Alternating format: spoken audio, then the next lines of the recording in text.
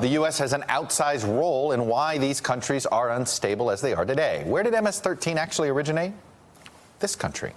Where's the demand for narcotics coming from? This country. And who engineered overthrowing Guatemala's democratically elected government decades ago? You know the answer to that one, this country. And that's just the start of it, and those are some of the root causes of our Latin America policy issues. I'm joined now by Jason Marzak. He's the director of the Atlantic Council's Latin America Center. Jason, welcome to the show. Thanks, Chuck. All right, so we spend a lot of time on the border, but this has been a 5-year issue now where we've seen this this increase in migration from Central America.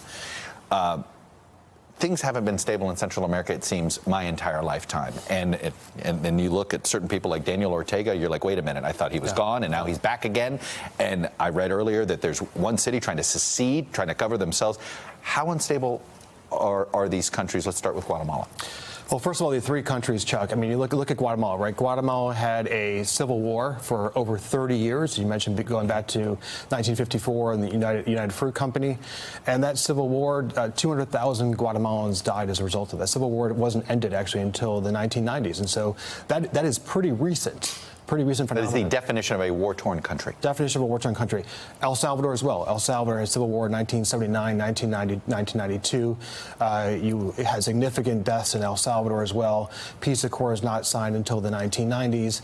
And again, El Salvador is trying to reel from recuperating from that decade plus of civil war. Right. And then there's Honduras, which I guess of the three feels the most stable right now.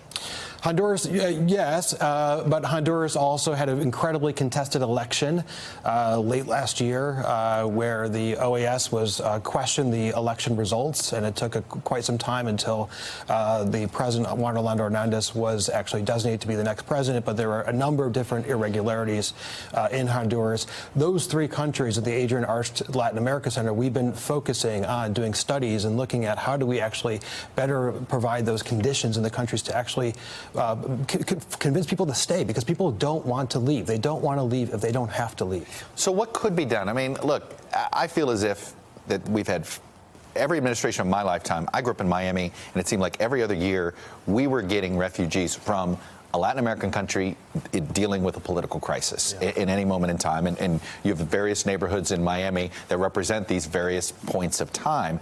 And it's been this instability, and a lot of it is, frankly, I think, an abdication of American leadership. Presidents end up getting drawn into the Middle East, drawn into Asia, drawn into Europe. Latin America is always, I'll get to it later, I'll get to it later, I'll get to it later.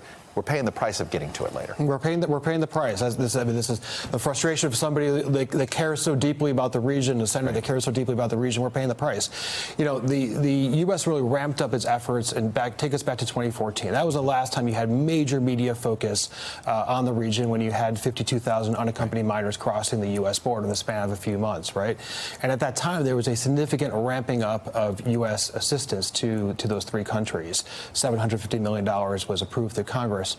That funding has continued for the last few years. Even the president threatening to get rid of it. He threatened to get rid. Actually, last year his original budget request was to reduce the funding to the three countries. Congress, in the end, appropriated funds that were basically similar to what we've seen in the past. What is it that we could do right now? I mean, I have to say, I could understand. I'm listening. It's like, okay, who are we giving the money to? Do we really want to trust Daniel Ortega with this money?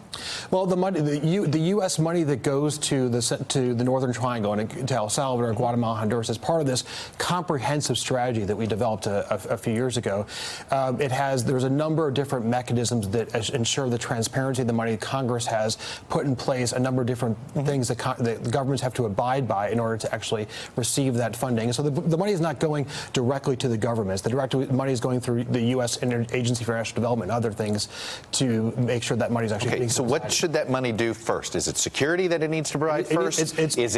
What is it that money needs to go to now that could actually begin to give people some hope that it's worth staying? Chuck, it's a three-legged stool, and if you take out one leg, the whole stool falls down.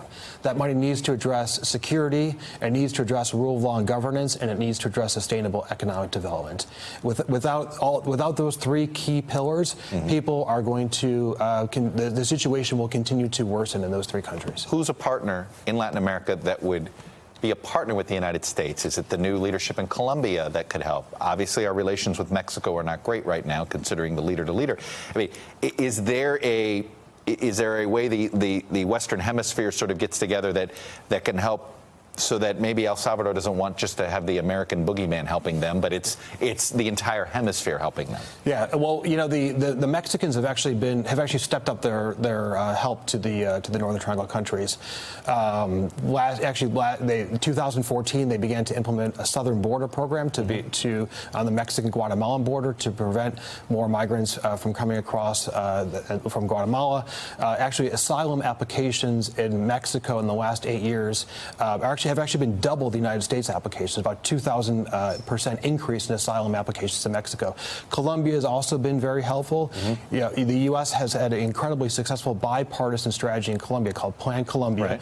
And our relations with that it's interesting. The Colombia model seems to be the one model that worked. Mm-hmm. Yeah. And it was bipartisan. It moved from Clinton to Bush to Obama. Nothing seemed to change there. And it looks like, at least this is in the Mike Pence portfolio. Yeah. The vice president has taken a couple of trips down the region. He'll be going back to the region again next week, actually, to Brazil, to Ecuador, and to Guatemala.